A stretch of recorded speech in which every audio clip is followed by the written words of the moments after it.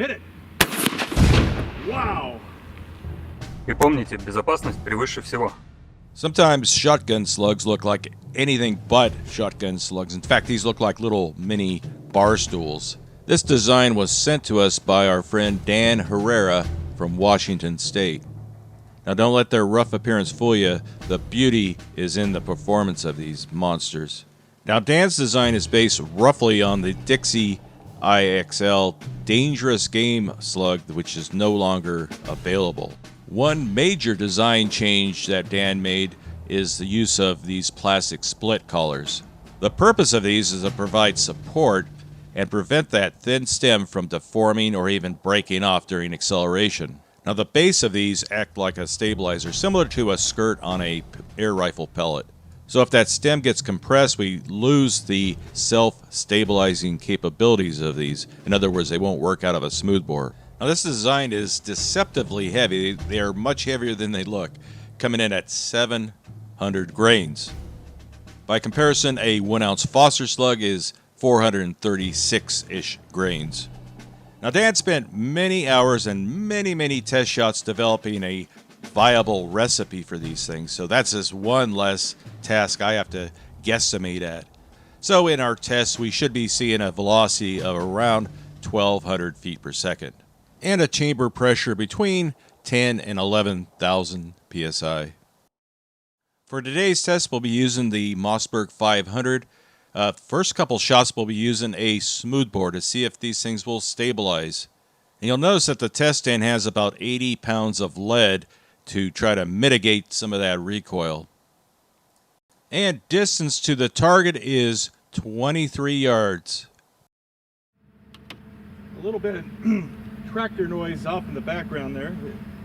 We're all safe. We checked downrange and everything. First shot through a smoothbore. I think these have a good chance of functioning, of stabilizing. Well, let's find out. Whoa, that's a lot of force there. 1,223 feet per second with that heavy slug. Let's find out. Now, as you can see, out of a smoothbore, we did get stability. It shot a little bit low, but that's kind of normal for a first shot, trying to guesstimate where these things are going to hit. Now, the Kevlar body armor panel did bunch up to about the size of a softball, but it managed to catch this big old slug somehow. But so far, this thing is looking great. I'm impressed with these stickers, the tough layer mount stickers, because normally we put a sticker on there, the sticker just flies right off from the intense impact. And these things, it's not even stuck on there very good, and it still is staying. So we shot a little bit high, a little bit low. Not bad. I mean, that's 23 yards for a first shot, kind of guesstimating where they're going. Let me dig it out of there and I'll show you what it looks like. A little bit smashed up. Look at that. Almost sheared it off there. Almost sheared off at that stem. I can almost rip that apart, I bet. But over 1,200 feet per second, big old heavy slug like that, that's a lot of impact. That's a monster slug there. That is a hog killer there. Next up, we have the lead plate, still a smoothbore. That first one worked so well out of a smoothbore. I want to give it another chance. A lot of viewers want to see stuff like this shot from a smoothbore. At least a couple examples, and that first one was very promising. Again, we're 23 yards away. It's quite a distance further than we normally start out at. So let's see if my luck continues. Aiming just slightly low on the center, about an inch low. Oh, that was real low, I think. Oh, what an impact, though. Oh, on the center, about an inch low. Oh.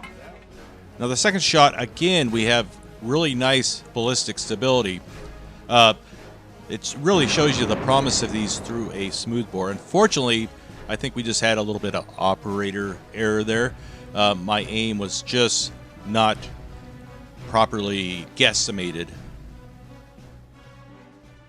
For this next test, we'll be using a fully rifled barrel. I know you want to see that lead plate smacked with one of these things, and I don't want to disappoint you.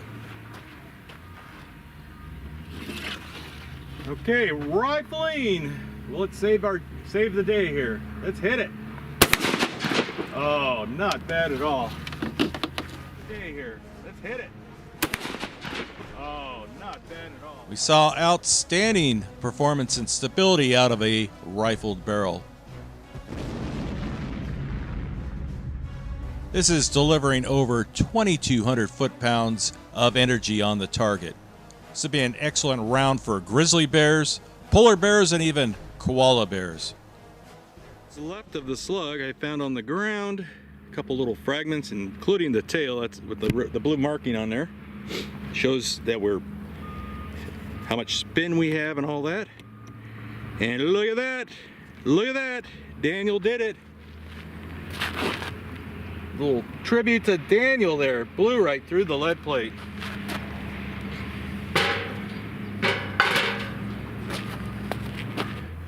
It's very, very difficult to get through that lead plate with a lead projectile.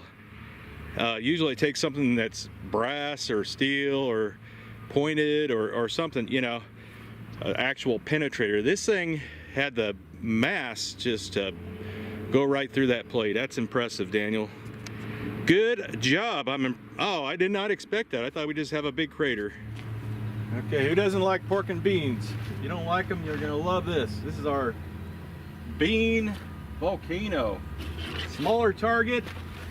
Let's see if we can nail it. We're essentially aiming at a little can, not the ballistic gel. It's ballistic.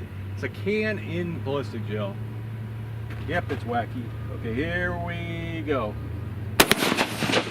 Direct hit. Here we go. This is a very unique target. Bean can in ballistic gel. Yeah. This really demonstrates the accuracy of this slug and the confidence I had in hitting this thing at 23 yards.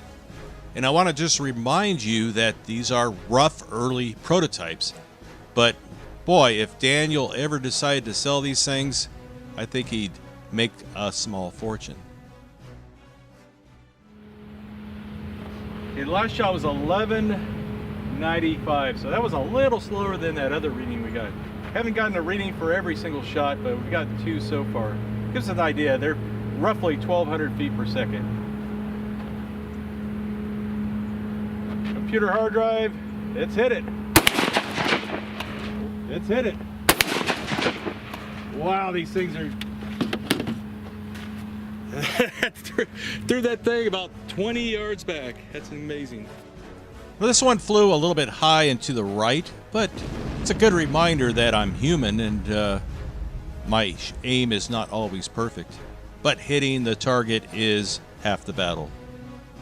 Now, the slug definitely delivered a lot of energy to that computer hard drive, and who knows how many flip-flops that thing did before it finally hit the dirt. I think the next logical step here is to see how these do at 50 yards.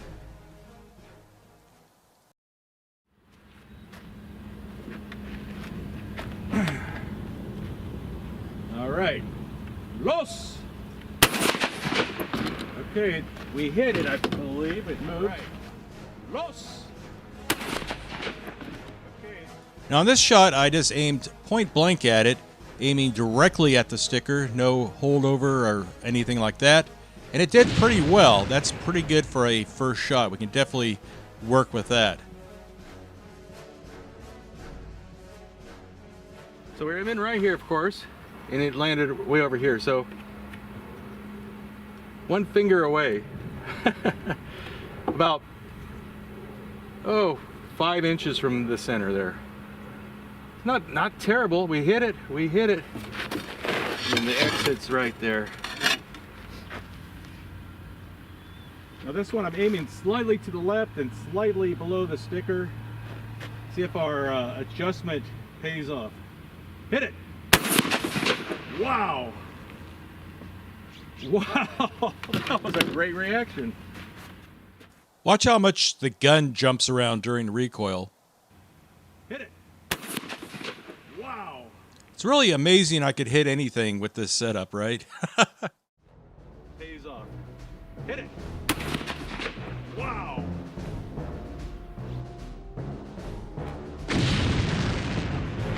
And we did a little better on this shot. Definitely the windage was a lot better. Still shooting a couple inches high.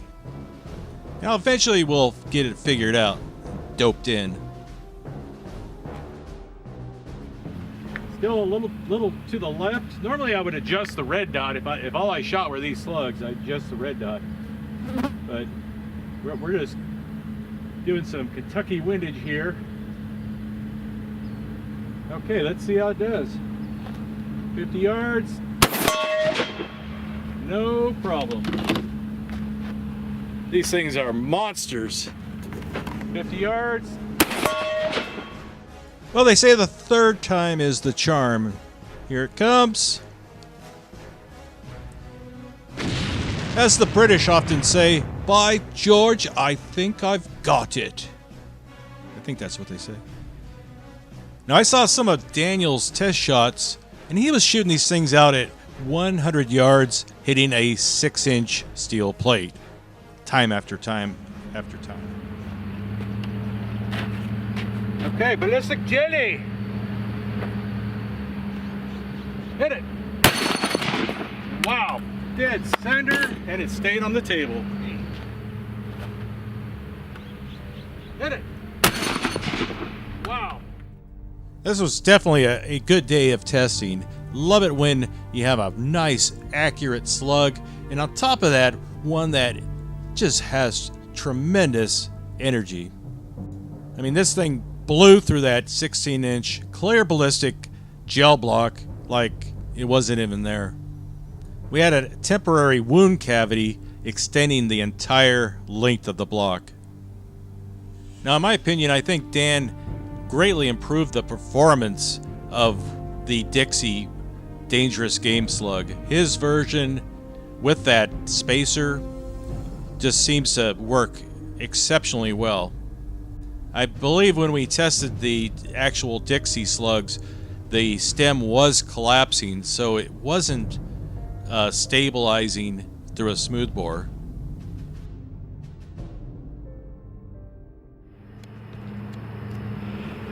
Absolutely no problem going through 16 inches of clear ballistics gel, 10% FBI block.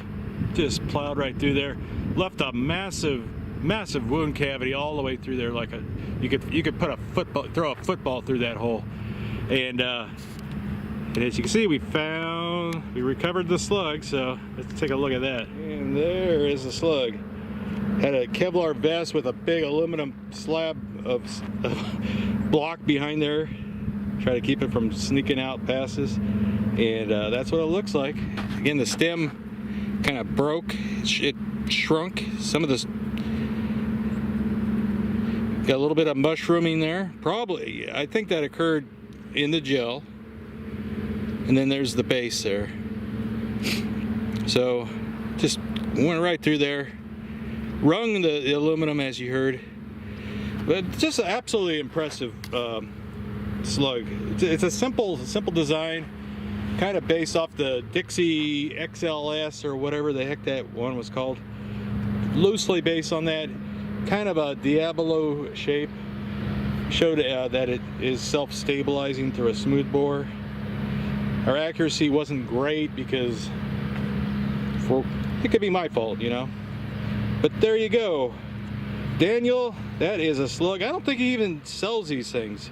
He makes them, posts them on Facebook, what the results are. I don't think he even sells them. So people would want to buy these, trust me, if they were available. Anyway, I hope you guys enjoyed this beautiful day out here in California.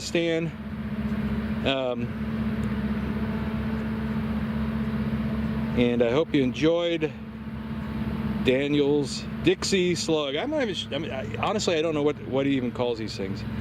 I call them the hog grenade, because these things would be so effective on a hog. There's probably already hog grenades for something else. So anyway, thank you so much for watching, and if you enjoyed it, think about giving it a thumbs up. I'm not telling you to, just it's a suggestion. So there you go. Thank you to all our Patreon supporters. Be sure to enter the Tailflater Mouse collectible sticker set giveaway for this month.